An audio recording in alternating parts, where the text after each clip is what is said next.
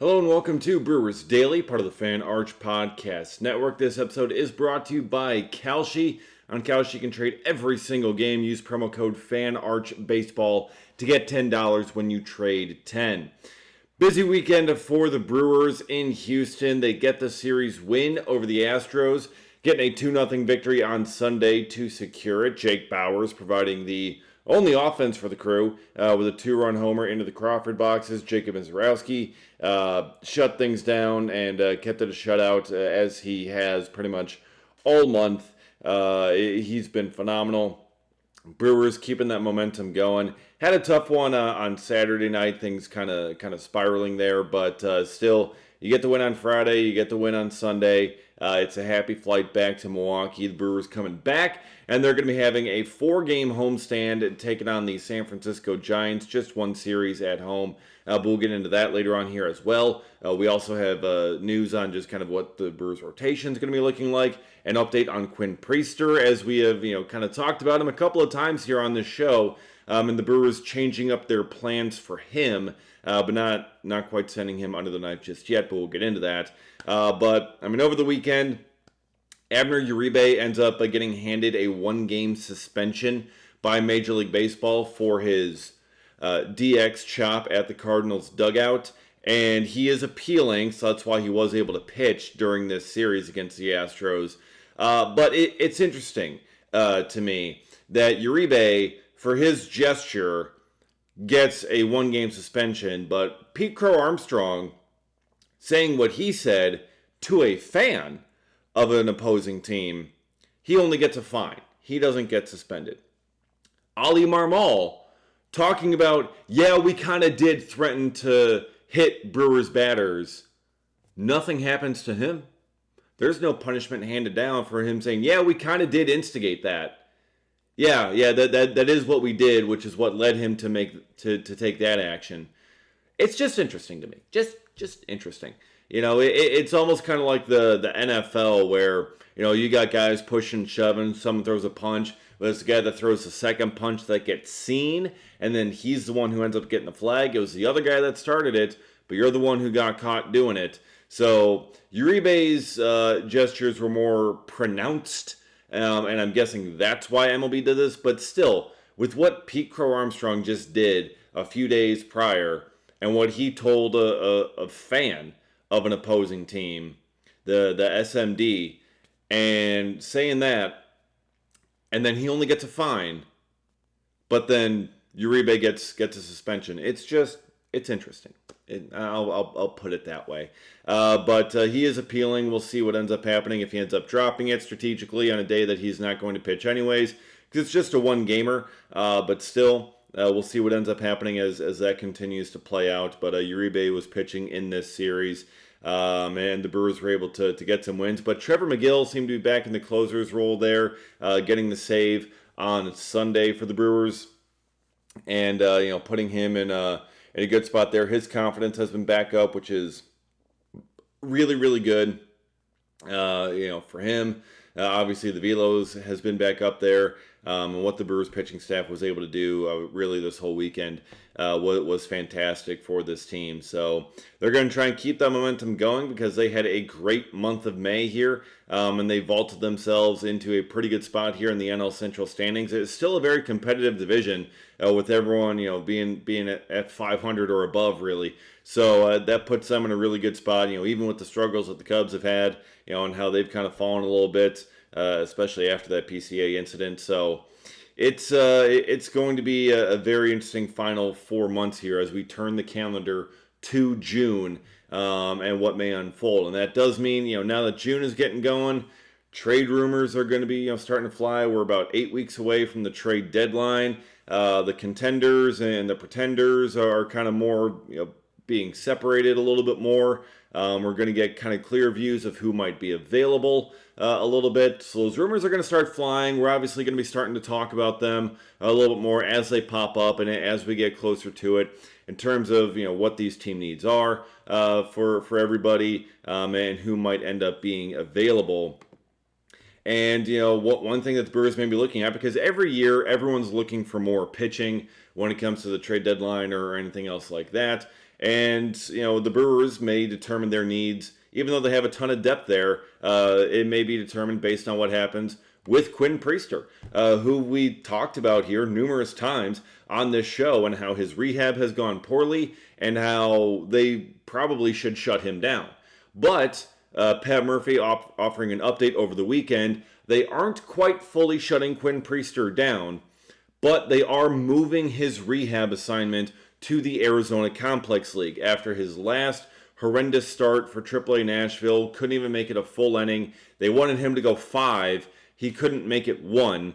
So what instead they're going to do is they're going to move him to the Arizona Complex League, and they're going to have him basically kind of do these intra-squad games where even if he struggles, it is a completely controlled environment. They can just get him out of there at whatever pitches that they want, and then just give him the few minutes in between, send him back out for another inning, and just do that against the Arizona Complex League competition. Some of the guys that they have down there in that complex. So he's going to be facing like those 18, 19-year-old kids that are down there rather than experienced AAA hitters. Now, I don't necessarily love the idea of like, oh, let's just have him face lesser competition just so that he can feel better about his performance. I don't necessarily love that aspect of it, but I also do understand why the Brewers are like, hey, let's have this more of a like an intra-squad, completely in control kind of thing, where you can where you can simulate the game conditions as best as possible, but you're still in control of it. If things go sideways, you can pull it, and you don't have an affiliate that's then on the hook for the next 8 innings where things are gone haywire, and you ruin that pitching staff. If things go bad, it's like, look, you can just shut it down. You don't have to use extra pitchers or anything like that. I get it. But also, and Pat Murphy brought this up as well, that the team doctors and everyone that they've been talking to do not believe surgery is required at this moment. So he's still feeling fine physically, and they're just kind of thinking like, look, it's just going to continue to take more time for him to get that feel back on his pitches. So they're kind of taking a step back in terms of the level of competition, but still, the doctors that they have do not believe that surgery is required, okay? I think it probably would make the most sense, but then again, I am not a doctor. Those guys are. And the doctors say he doesn't need it at this moment. So, okay, maybe not. Maybe I'm wrong on this. Maybe because I don't have a medical degree. So maybe that is the best case, and they just need to let him again continue to pitch and try and see if that feel will come back. But there's been such little progress so far. I'm really just wondering, when do we reach that point of no return where it's just like, look, it is taking too long. There is just, are they willing to just continue through this throughout the entire season? I don't know.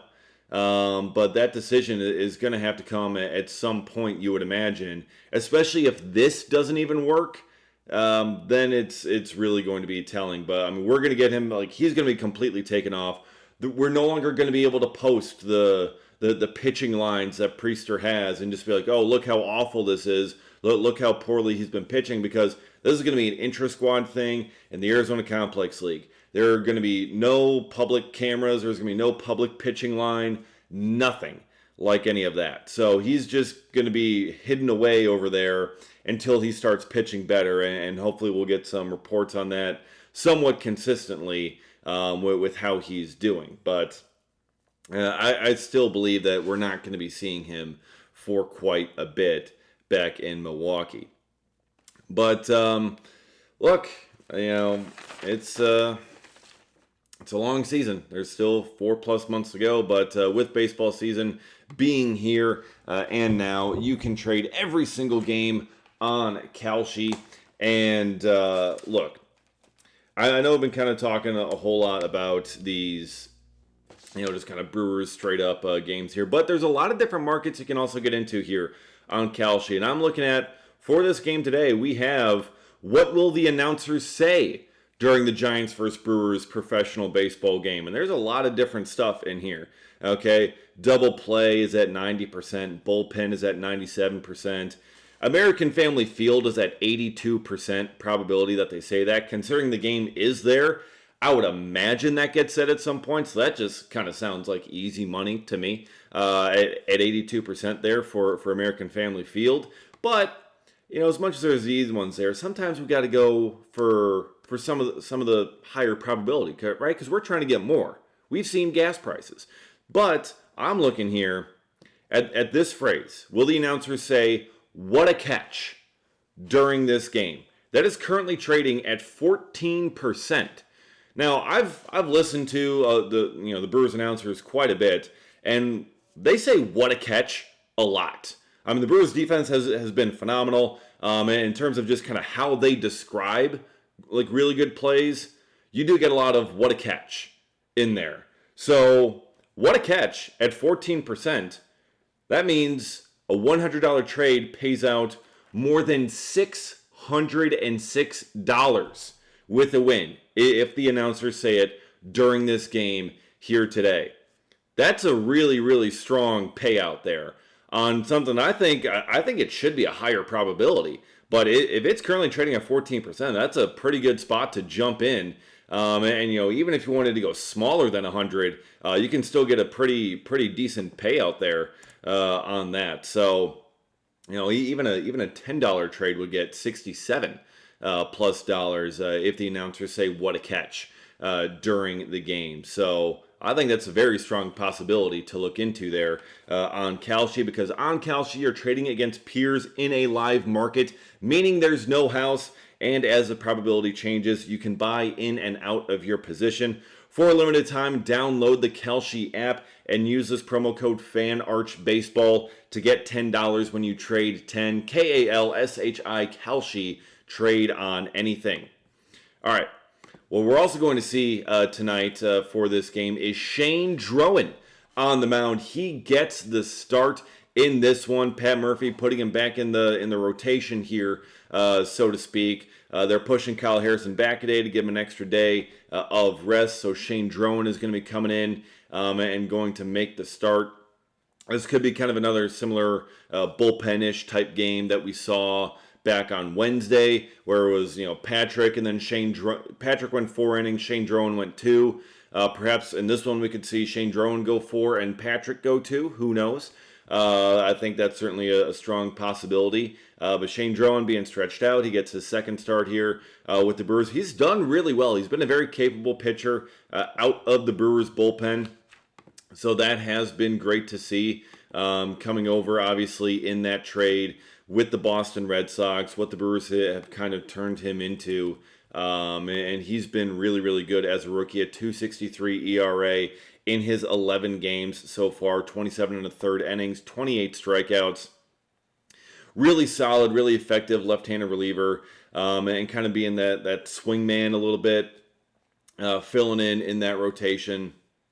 And who knows, maybe we'll see some more opportunities for him going forward. I think it makes a ton of sense. But you got him, you got Chad Patrick in there, as they're kind of trying to get Logan Henderson back, as they're trying to get Brandon Woodruff back, and Quinn Priester. It's still going to be a while for Quinn Priester. But as they're trying to get Henderson and Woodruff back in this rotation, you kind of have a little bit of that open spot, that fifth spot for Drowan or Patrick or one of these guys to kind of fill in. Coleman Crow potentially in there as well.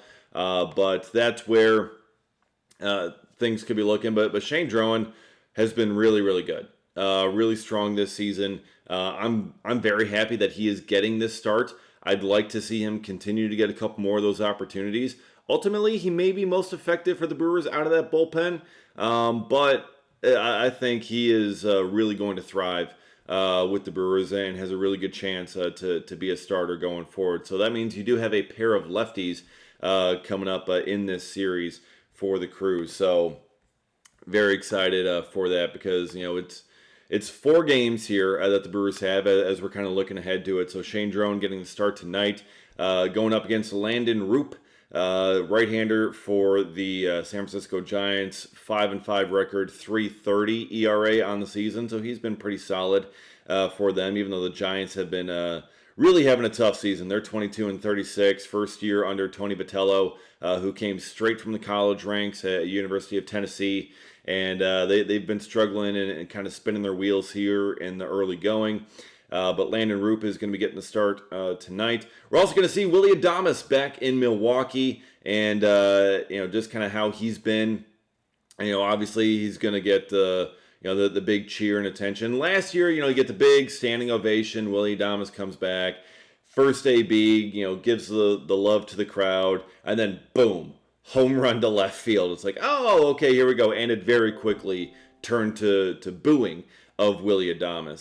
So we'll see if that kind of homecoming happens again. But so that's going to be tonight, Drowan versus Landon Roop. Then on Tuesday, it is going to be Kyle Harrison on the mound. He gets pushed back a day and is going to be starting on Tuesday. Although I did like when it was Miz and Harrison back-to-back, but the Brewers got to do what's best for those guys. But that's going to be Lou Gehrig Day on the 2nd. Trevor McDonald, right-hander, is going to be on the mound for San Francisco, 4.34 ERA on the season. And then Wednesday and Thursday, the Brewers are TBD for both of those days. So could that be a Brandon Sproat? Could that be perhaps Coleman Crow again? That's going to be in there. We shall see. Could Brandon Woodruff be coming back for this group? He could be getting a lot closer to that. So that is why that is currently TBD, those final two spots there. But it is going to be Logan Webb for the Giants on Wednesday, which is not ideal facing him. Logan Webb, obviously, really, really good, but he's not having a great season. 4.82 ERA.